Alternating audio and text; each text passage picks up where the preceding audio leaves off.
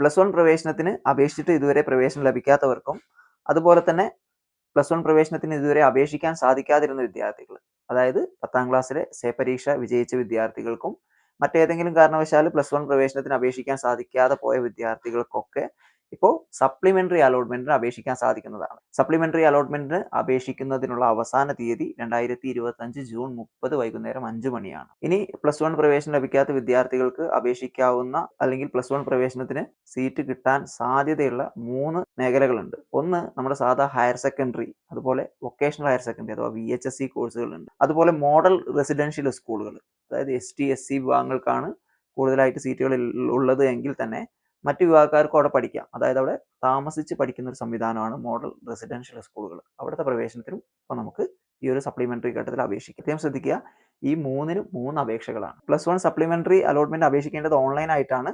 hscap.kerala.gov.in എന്ന് പറയുന്ന website വഴി ഹയർ സെക്കൻഡറി സപ്ലിമെന്ററി ഘട്ടത്തിന് അപേക്ഷിക്കാം. അതുപോലെ തന്നെ മോഡൽ റെസിഡൻഷ്യൽ സ്കൂൾ പ്രവേശനത്തിനും ഈ ഒരു വെബ്സൈറ്റ് വഴി തന്നെയാണ് അപേക്ഷിക്കുക. ഇനി VHSC അലോട്ട്മെന്റുമായി ബന്ധപ്പെട്ട് vhscap.kerala.gov.in എന്ന് പറയുന്ന വെബ്സൈറ്റ് വഴിയാണ് അപേക്ഷിക്കേണ്ടത്.